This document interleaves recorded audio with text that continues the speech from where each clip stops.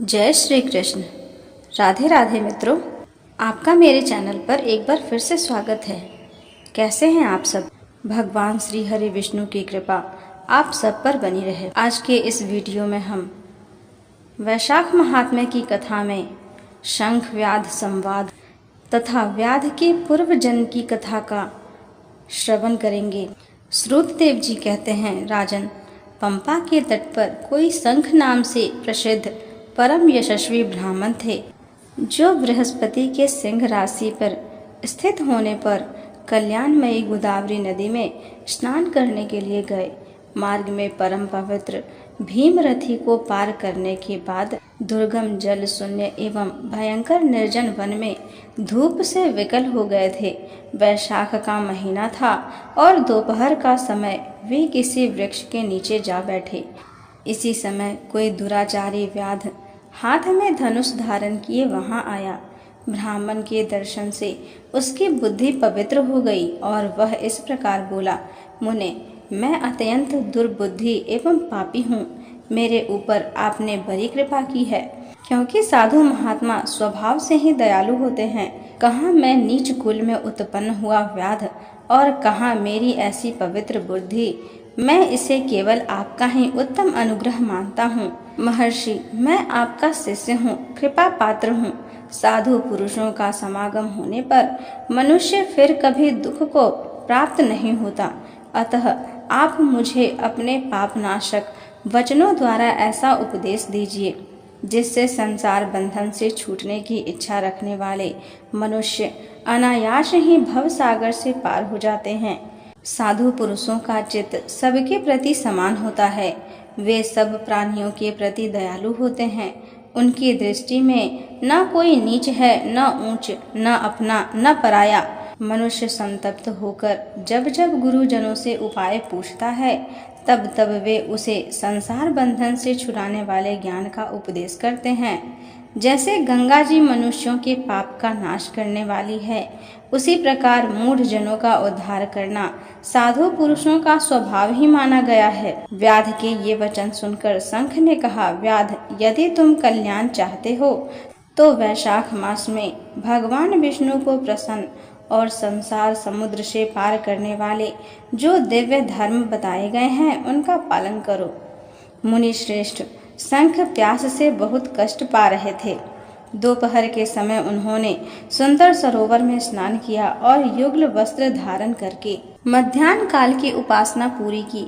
फिर देव पूजा करने के पश्चात व्याध के लाए हुए श्रमहारी एवं स्वादिष्ट कैथ का फल खाया। जब वे खा पीकर सुखपूर्वक विराजमान हुए, उस समय व्याध ने हाथ जोड़कर कहा, महर्षि, किस कर्म से मेरा तपोमय व्याध कुल में जन्म हुआ और किससे ऐसी सद्बुद्धि तथा महात्मा की संगति प्राप्त हुई? प्रभु, यदि आप ठीक समझें तो मैंने जो कुछ पूछा है वह तथा अन्य जानने योग्य बातें भी मुझसे कहिए। शंख बोले, पूर्व जन्म में तुम वेदों के पारंगत विद्वान ब्राह्मण थे। शाकल्य नगर में तुम्हारा जन्म हुआ था।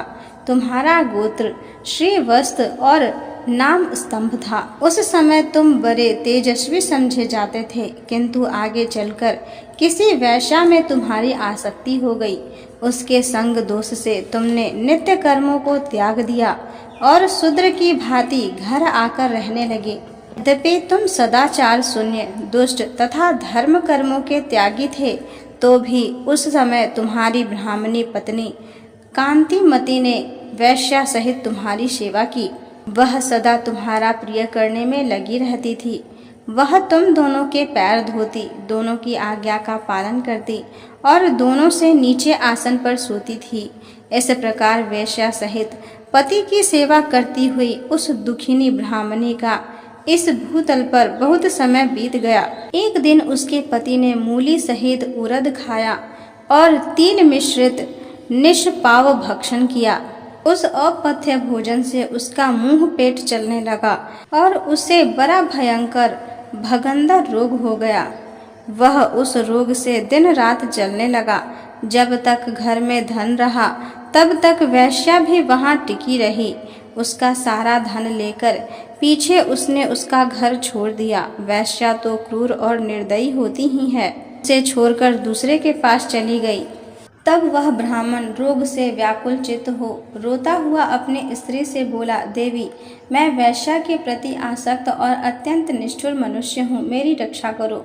सुंदरी, तुम परम पवित्र हो, मैंने तुम्हारा कुछ भी उपकार नहीं किया। कल्याणी, जो पापी एवं निंदित मनुष्य अपनी विनीत पत्नी का आदर नहीं करता, वह 15 जन्मों तक नपुंसक होता है। महाभागे, दिन रात साधु पुरुष उसकी निंदा करते हैं। तुम साध्वी और पतिव्रता हो, मैं तुम्हारा अनादर करके पाप योनि में गिरूंगा। तुम्हारा अनादर करने से जो तुम्हारे मन में क्रोध हुआ होगा, उससे मैं दग्ध हो चुका हूँ। इस प्रकार अनुताप युक्त वचन कहते हुए पति से वह पतिव्रता हाथ जोड़कर बोली, प्राणनाथ, आप मेरे प्रति किए हुए व्यवहार को लेकर दुख न माने, लज्जा का अनुभव न करें। मेरा आपके ऊपर तनिक भी क्रोध नहीं है, जिससे आप अपने को दग्ध हुआ बताते हैं। पूर्व जन्म में किए हुए पाप ही इस जन्म में दुख रूप होकर आते हैं। जो उन दुखों को धैर्यपूर्वक सहन करती है, वह स्त्री साध्वी मानी जाती है और वही पुरुष श्रेष्ठ समझा जाता है। वह उत्तम वर्ण वाली स्त्री अपने पिता और भाइयों से धन मांगकर लाई और उसी से पति का पालन करने लगी। उसने अपने स्वामी को साक्षात क्षीर सागर निवासी विष्णु ही माना। वह दिन रात पति के मल मूत्र साफ करती और उसके शरीर में पड़े हुए कष्टदायक कीड़ों को धीरे धीरे नख से खींचकर निकालती थी। ब्राह्मणी न रात में सोती थी न दिन में। अपने स्वामी के दुख से संतप्त होकर वह दुखिनी सदा इस प्रकार प्रार्थना किया करती थी, प्रसिद्ध देवता और पितर मेरे स्वामी की रक्षा करें, इन्हें रोगहीन एवं निष्पाप कर दें। मैं पति के आरोग्य के लिए चंडी देवी को भैंस का दही और उत्तम अन्न चढ़ाऊंगी। महात्मा गणेश जी की प्रसन्नता के लिए मोदक बनवाऊंगी। 10 शनिवार को उपवास करूंगी तथा मीठा और घी नहीं खाऊंगी। मेरे पति रोगहीन होकर 100 वर्ष जिए। इस प्रकार वह देवी प्रतिदिन देवताओं से प्रार्थना करती थी। उन्हीं दिनों कोई देवल नामक महात्मा वहां आए। वैशाख मास में धूप से पीड़ित हो सायंकाल के समय उस ब्राह्मण के घर में उन्होंने पदार्पण किया। ब्राह्मणी ने महात्मा के चरण धोकर उस जल को अपने मस्तक पर चढ़ाया और धूप से कष्ट पाए हुए महात्मा को पीने के लिए शरबत दिया। प्रातःकाल सूर्योदय होने पर मुनि जैसे आए थे वैसे चले गए। तदंतर थोड़े ही समय में उस ब्राह्मण को सन्निपात हो गया। ब्राह्मणी सूंठ मिर्च और पीपल लेकर जब उसके मुंह में डालने लगी, तब उसने पत्नी की उंगली काट ली। उसके दोनों दांत सहसा सट गए और ब्राह्मणी की अंगुली का वह कोमल खंड उसके मुंह में ही रह गया। अंगुली कटकर उस वैश्या का ही चिंतन करता हुआ वह ब्राह्मण मर गया। तब उसकी पत्नी कांतिमती ने कंगन बेचकर बहुत सा ईंधन खरीदा और चिता बनाकर वह साध्वी पति के साथ उसमें जा बैठी। उसने रोगी पति के शरीर का गाढ़ आलिंगन करके उसके साथ अपने आप को भी चिता में जला दिया। शरीर त्याग कर वह सहसा भगवान विष्णु के धाम चली गई।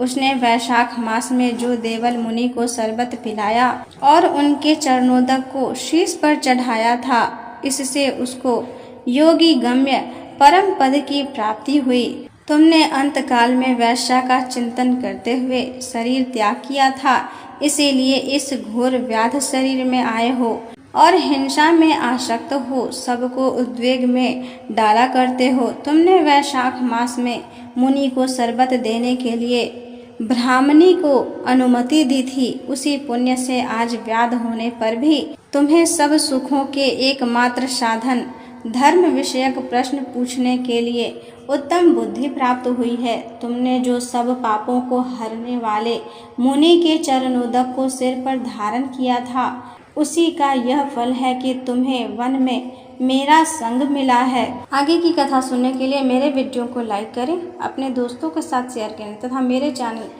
को सब्सक्राइब करें। धन्यवाद।